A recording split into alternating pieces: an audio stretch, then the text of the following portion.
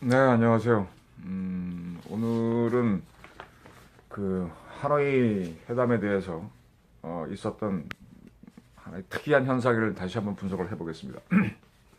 하노이에서 이 노딜, 결렬 이런 게 이루어졌는데 여러분 여기에서 미국이 상당한 공작을 했다고 보시지 않습니까? 제가 지난번에는 하노이 결렬은 한국 외교와 정보의 대실패다라고 판단을 해서 어, 방송을 했는데요. 그 정도가 아니라 뭐 상당한 공작이 있었다라는 게 제 판단입니다.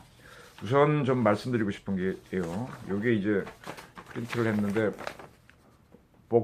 미국의 복스닷컴이라고 하는 인터넷 방송입니다. 여기서 이제 김정은하고 트럼프가 만나는 장면을 사진으로 해가지고 여기에 텐터티브 뭡니까 그 합의가 있었다, 잠정 합의가 있었다 이런 보도가 있는 건데 여기 보게 되면 뭐 1항부터 2번, 3번, 4번에서 4개의 항의 합의가 하나에서 이루어질 거다 이런 보도를 했습니다. 이게 3월 27일자 그러니까 하노이에서 회담을 하기 한 첫날 나온 보도죠. 그래서 tentative deal 잠정적인 뭐 이런 합의 뭐 이런 식으로 쭉 보도가 됐는데 다시 말하면은 그 하노이에서 미북 간에 합의될 내용들이 사전에 보도가 된 거죠. 이 내용을 보게 되면은 평화 선언을 한다. 종전 선언이 아니라 평화 선언을 하고 평화 협상에 들어가고 미북과 북한이 뭐 연락사무소를 두고 뭐 우리 아는 다 그대로가 쭉 4개항으로 정리되어 있습니다. 이런 것이 어떻게 보도가 될 수 있을까요? 양쪽이 합의된 거라면 공개되지 않는 게 원칙이죠. 공개가 됐다고 한 건 누군가 흘려준 건데 흘려줬다는 거는 이 합의를 반대하는 거거나 아니면 이 합의에 대한 여론을 떠보기 위한 것일 수가 있겠죠. 그래서 이게 보도가 되고 난 다음에 제가 복스닷컴이라고 하는 인터넷 뉴스가 미국에서 얼마나 큰 영향이 있는지 잘 모르겠습니다. 근데 어쨌든 많은 분들이 봤던 것 같아요. 그리고 여러 가지 의견이 있었고 한국에서도 물론 뭐 많은 분들이 그걸 보고 카톡으로 전해오기도 했습니다. 되게 불만이었죠. 찬성이었던 거는 문재인 정부 측 세력들이었던 것 같고요. 한국의 보수 세력들은 전부 다 거의 다 반대, 미국의 조야도 거의 다 반대였던 것 같습니다. 그리고 이제 27일 회담이 열리고 28일 결렬이 됩니다. 그래서 무슨 얘기인가 하면은 그때 그 복스닷컴에서 이 뉴스가 나온 거는 한번 미국과 이 세계의 여론을 떠보기 위한 게 아니냐라는 판단을 좀 해보고요. 두 번째로는 이러한 합의가 사실상 됐다라는 걸 북한에 통보한 또는 이 합의를 지지하는 사람들, 미국 하노이 합의가 잘 되기를 원하는 사람들에게 잘 됐다라는 사인을 준 게 아니냐. 그래서 잘못 판단하게 만든 게 아니냐 이런 생각을 좀 하고 있습니다. 그래서 합의문이 사전에 유출될 수가 없는 유출됐다는 것이 상당히 큰 뉴스였는데 상당히 중요한 포인트였는데 한국 언론하고 세계 언론, 한국 언론이나 한국의 정보기관, 외교기관들은 놓쳤다는 얘기입니다. 이 사건이 있기 전, 이 잠정적인 보도문이 나오기 전에도 이런 거가 나올 거라는 예상은 굉장히 많았는데 때문에 이 미국 합의가 하나에서 잘 될 거다라는 기대가 매우 많았습니다. 대표적인 그런 의견을 냈던 분이 정세현 전 통일부 장관인데 CBS 라디오 인터뷰에서 이번 회담은 짜고 치는 거다라고 얘기하셨죠. 라디오에서는. 그런데 결렬되고 나니까 그때 이제 존 볼턴이 참석했었으니까 갑자기 존 볼턴은 재수가 없는 사람, 매우 재수 없는 사람이다라고 하면서 볼턴이 회담을 깨는 악역을 담당했다라고 국회에서 열린 민주평화 국민연대의 전문가 초청 간담회에 참석해서 얘기를 하셨죠. 처음에는 굉장히 잘 될 거라고 얘기했다고 짜고 치는 거라고까지 하다가 나중에 결렬되니까 재수 없는 사람이 와서 그랬다. 볼턴이 악역을 담당했다 이렇게 했습니다. 원래 볼턴은 그 한국에 오기로 했었죠. 한국에 와서 우리의 정의용 안보실장을 만나기로 했는데 그러면서도 일본의 야친가요? 일본 NSC 국장을 같이 만나자 그래서 우리 쪽에서는 반대하다가 결국은 하는 쪽으로 부산에서 이제 이틀간 만나기로 하기로 했었는데 베네수엘라에서 총격전이 벌어졌습니다. 미국이 보낸 원조품을 그 베네수엘라의 현재 독재자가 총격을 쏴서 뭐 불 지르고 했기 때문에 그것 때문에 못 온다라고 하면서 오지 않았죠. 그래서 그때 이제 볼턴은 한국에 오는 걸로 역할이 끝나고 그다음에 베네수엘로 돌아가는구나 이렇게 예상을 했었는데 그분이 28일 날 갑자기 회담장에 나타난 겁니다. 그래서 그리고 나서 이제 회담이 깨지게 되는 거죠. 노란 봉투를 들고 왔다 이런 얘기가 있습니다. 그리고 이제 또 하나 우리가 이런 것들을 쭉 보게 되면은 이게 뭔가 이제 우리 국정원사 하는 공작에서 뭐 화이트가 있고 그레이가 있고 뭐 블랙이 있는데 완전히 공개된 사람들이 움직이는 거를 화이트라 그러지 않습니까? 화이트 오퍼레이션이 있지 않았느냐. 즉 공작원만 공작이 하는 게 아니라 정치인 뭐 다 할 수 있는 겁니다. 그런 사람들. 국가 지도자도 할 수가 있고 국가 지도자가 참여하는 경우에는 큰 공작이 들어가는 거죠. 북한을 깜빡 속이는 이 미국의 트럼프 대통령이 계속 하노이 합의를 잘할 것이라는 보도가 많았는데요. 근데 미국 대통령이 혼자 미국 결정을 하는 게 아니잖아요. 미국의 일을. 그래서 미국이라는 사회는 의회가 상당한 권력을 갖고 있고 언론도 큰 역할을 하고 또 대한민국과 달리 정치로부터의 군의 중립화, 그다음에 뭐 정보의 중립화가 상당히 이루어져 있습니다. 미국의 정보기관들의 수장들이 1월 29일 상원 정보위원회에 출석했습니다. 그래서 댄 캐츠 DNI 국장은 북한이 WMD 역량을 유지하고 있다. 핵무기 생산 능력을 완전 포기하지 않을 것이다 라고 보고를 했고 그다음에 국방정보본부장인 로버트 애슐리는 1년 전에 있었던 북한의 핵 역량은 그대로다. 뭐 지니 해스펠 CIA 국장 여성이죠. 이분도 거기를 이런 식으로 일관되게 미국의 정보기관들은 전부 다 북한이 핵을 포기하지 않을 거다 이렇게 상원에 보고하고 있었는데 그런 정보를 무시하고 트럼프가 마음대로 하게 되면 큰일이 나죠. 탄핵을 당할 수도 있죠. 근데 재밌는 거는 이렇게 정보기관장들이 의회에 보고했을 때 다음날 트럼프가 트위터를 띄웁니다. 이 사람들을 지칭 가리키면서 학교에 돌아가서 다시 배우고 와라. 북한과 미국 관계는 어느 때보다 최상이다. 이렇게 트위터를 썼습니다. 그리고 북한 비핵화를 위한 상당히 괜찮은 기회다. 북한에 무슨 일이 일어날지 시간이 많아질 것이다. 라고 이렇게 일가를 했죠. 네. 그래서 트럼프는 미국의 정보기관하고 반드시 의견이 다르구나 하는 이 냄새를 팍 풍겼습니다. 네. 이거 공작으로 보시지 않으세요? 저는 그렇게 보이는데. 자, 그 다음에 이제, 그리고 그게 1월 29일이고, 그 다음에 2월 15일 날, 트럼프 대통령이 백악관에서 이렇게 하노이 회담에 대한 뭐 전망에 대한 얘기를 쭉 하다 갑자기 이럽니다. 일본 총리가 나를 노벨 평화상 주는 사람들에게 보냈다는 아름다운 서한을 나에게 보내주었다. 무슨 얘기가 하면 아베가 나를 노벨 평화상 후보로 추천하고 그 추천한 서류를 나에게 보여주었다. 그래서 그리고 그는 일본을 대표해서 당신을 추천했다. 노벨 평화상을 당신에게 주라고 그들에게 요청했다라고 말했다. 이렇게 자기가 노벨 평화상 후보로 추천했다는 걸 아베가 했다는 걸 자랑스러워 얘기합니다. 이상한 사람이죠. 겸손하지도 않고. 그래서 일종의 뭐 심한 말로 하면 또라이 아니야? 이런 반응까지 나오게 했습니다. 미국에서 물론 나왔고 우리나라에서도 그랬죠. 그런데 그랬으면 아베는 뭡니까? 딸랑이 아닙니까? 창피해야 되는데 이틀 후에 17일 날 일본은 공식 발표입니다. 아베 신조 일본 총리가 노벨 평화상 후보로 자신을 추천했다는 트럼프 대통령이 깜짝 발언은 사실이라고 공식 확인해 줍니다. 그리고 이거를 하고 나니까 일본 언론들이 이게 창피하잖아요. 튀는 사람 트럼프를 추천했다고 하니까. 그래서 아첨을 하느냐 뭐 온갖 비난이 쏟아집니다. 대한민국 언론도 우호적이지 않았습니다. 미국 언론도 우호적이지 않았고. 그런데 우리 청와대는 좋다는 쪽으로 의견을 발표합니다. 그래서 김의겸 대변인이 이렇게 말했죠.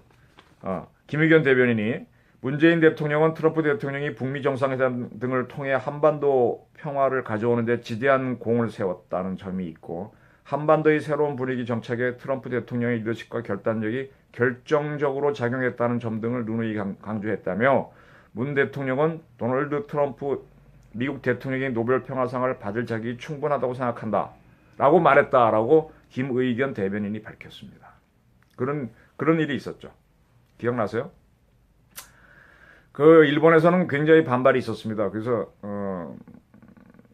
반발이 있었는데 이에 대해서 또 아베는 자기가 또 확인을 해줘요. 공명당의 야마구치 나스오 대표를 27일 날, 2월 27일 만났는데 하노이 회담이 있는 날이네요.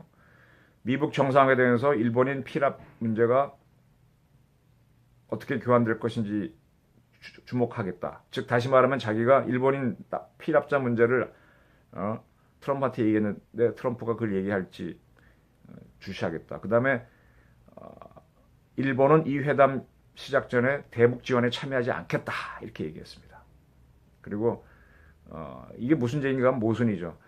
노벨 평화상 후보로 트럼프를 추천했으면은 북한이 비핵화 합의가 이루어지면은 거기에 대해서 북한에 지원을 해야 수순이 맞는 거 아닌가요? 근데 자기가 추천했다고 밝혀놓고서는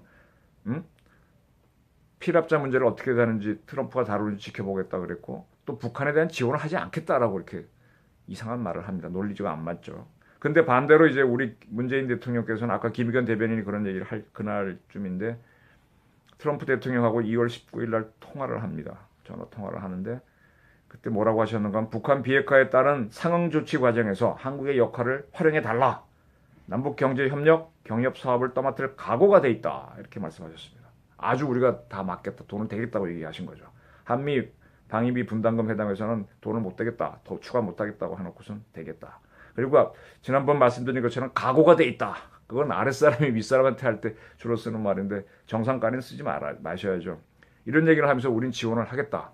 당신 노벨상 받고 북한하고 우리하고 경제 협력하게 해주면 우리가 돈을 다 되겠다. 이렇게 하면서 하셨습니다. 그래가지고 이제 하노이 회담이 열리는데 제가 주간동화 1141호 작년이에요. 작년 여름으로 기억되는데 그 잡지에다가 YS와 카터 섞은 문재인의 허허실실 뭐 이런 제목으로 기사를 하나 쓴 게 있습니다. 그 내용 중에 뭐가 있는가 하면은 당시 워싱턴에는 그때 한번 트럼프가 노벨상 무슨 얘기하니까 사람들이 와 웃고 자기도 씩 웃고 하는 장면이 나와요. 그때 워싱턴에는 트럼프에게 노벨상을 주자는 사람들이 득식을 드글드글 했다. 한국도 참여한 걸로 보인다.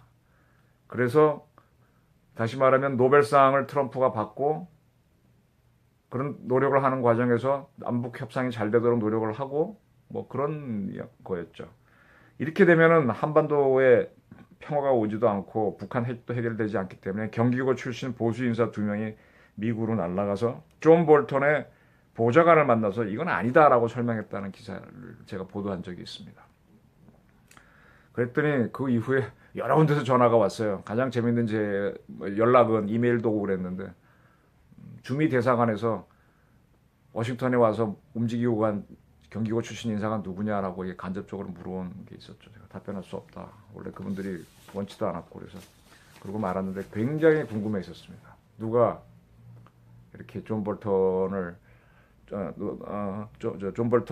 통해 가지고 트럼프에게 노벨 평화상이 가도록 하는 거를 좋은 징조가 아니다고 얘기한 사람이 누구냐 그걸 알려고 한 사람들이 많았죠. 다시 말하면 노벨상과 미북 간의 합의가 잘 되고 그 다음에 북한 경협으로 가는 거는 한 두름이란 얘기입니다. 이런 게 있었는데 하노이 회담이 있기 전에 아베의 추천으로 트럼프가 노벨 평화상 후보로 추천됐다 이런 보도가 나오고 아베가 시인을 하고 미국과 일본의 언론들이 비꼬는데도 한국 대통령은 잘된 일이다 얘기하시고 남북경협 우리가 다 떠맡겠다 이렇게 했습니다. 태영호 공사가 참 재밌는 얘기를 하나 있어요. 그 화정재단 동아일보 강연에 오셔가지고 뭔 얘기했는가 하면 징크스란 게 모든 게 있잖아요. 북한은 이상하게 하노이, 베트남하고만 엮이면 일이 안 된답니다. 그건 이제 북한 외교관들 사이에 하나의 징크스죠. 그래서 하노이 회담이 열릴 때 북한도 조금 긴장했대요. 아니나 다를까 판이 깨졌죠. 김정은이 개망신을 당하고 이제 북한으로 돌아갔고, 근데 다행히 이제 북한도 수를 썼던 거는 미북 회담이 잘 안 될 걸 대비해서 하노이 국빈 방문을 준비했기 때문에 그걸로 이제 뭐 이렇게 대충 얼버무리고 갈 수 있게 되었죠. 지금 돌이켜 보면은 비건이 평양을 방문해서 뭐라고 해주겠다라고 한 걸 덜렁 믿고 북한이 온 거예요. 그것이 잠정 합의문에 이번에 복스닷컴에 보도된 그런 거고요. 상당히 좀 어떻게 보면 단순했고 어리석었죠. 걸렸죠. 그래갖고 이번에 와서 파토가 나면서 돌아가면서 이제 모순에 이제 망신을 당한 겁니다. 이런 망신이 심리적인 망신이 사람이 한번 누구한테 속고 나면요, 그 심리적인 충격이 큽니다. 그 사람하고 관계는 깨집니다. 이제 김정은이가 어떤 태도를 보일까요? 미국을 향해 핵실험을 할까요? ICBM을 쏠까요? 한국을 공격할까요? 저는요, 지금 한국이 자꾸 문재인 정부가 전자권 전환을 요구하지 않습니까? 전자권을 전환하게 되면 한미연합사는 의미가 없어지죠. 근데 지금까지 한국에서의 군사 작전은 모두 연합으로 하는 걸로 돼 있었기 때문에 모든 작전 계획하고 연습은 한미연합사 주관으로 했습니다. 근데 정자권을 전환하면 그게 움직이지 않게 되죠. 그리고 자꾸 이제 북한하고 가까워지려고 하는 정부가 있으니까. 그래서 이제 전자권 달래니까 주겠다, 미국이 그러고 있습니다. 그리고 한국군하고 연합훈련을 안 하겠다, 이런 식으로 취소 결정을 했습니다. 우리 한미 국방부 장관이 합의를 했다고 발표했고요. 그렇게 되면은 미국은 한미연합사는 사실상 무력화시키고 인도 태평양사로 대북 작전을 연습할 겁니다. 그리고 필요하면 근로 작전을 할 거고요. 그래서 B-52가 한미연합사의 요구로 날라오는 게 아니라 인도 태평양사의 결정으로 쑥 날라왔다가 소리 없이 돌아가고, 다시 말하면 한국에 통보 안 한다는 얘기입니다. 한국에 통보하게 되면은 뭐 새는 건지 정부가 그런 걱정하는 것도 있는 것 같기도 하고. 지금 그 중국 비행기하고 함정들이 자꾸 또 동해에 들어와갖고 카디즈를 침범했다, 일본 자디즈를 침범했다. 이거 왜 그런가? 지금 미국이 뭔가 통보를 하지 않고 동해에 함정이나 뭐 세력을 보내는 게 있는 모양입니다. 우리도 레이더가 있으니까 아는 건 알겠죠. 모르는 건 모르고. 중국도 아는 건 알고, 북한이 알려주면 아는 것도 있고, 북한도 탐지를 하니까 모르는 게 있으니까 도대체 뭔가 하고 보려고 오는 게 아니냐, 이렇게 보고 있습니다. 그렇게 오는 거는 결국은 다 연습입니다. 뭔가 천안함 사건도 북한이 몇 번 그 배 잠수정을 보내서 연습을 한 다음에 하는 거거든요. 갑자기 할 수는 없습니다. 연습을 수없이. 군사훈련은 반복된 연습을 바로 집행하는 거니까. 그래서 그렇게 지금 보고 있습니다. 그래서 저희 결국 지금 한미연합사가 제 기능을 못하고 작전권이 전환되는 거에 대비해서 미국이 이미 준비를 하고 있다. 그래서 군사적 압박은, 북한에 대한 압박이나 어떤 유사시에 대비한 거는 이미 미국은 한미연합사를, 즉 한국군을 제치고 하고 있는 게 아니냐, 이런 판단들이 나오고 있습니다. 자, 크게 보게 되면은 하노이 회담은 북한을 떠보기 위한 거였고 남북관계를 살펴보기 위한 것이었다. 그리고 뭐랄까요, 크게 북한을 당황하게 만든 겁니다. 이런 심리적인 당황이 한반도의 북핵 문제 해결에 어떤 영향을 끼칠지 한번 지켜보시기 바랍니다. 감사합니다.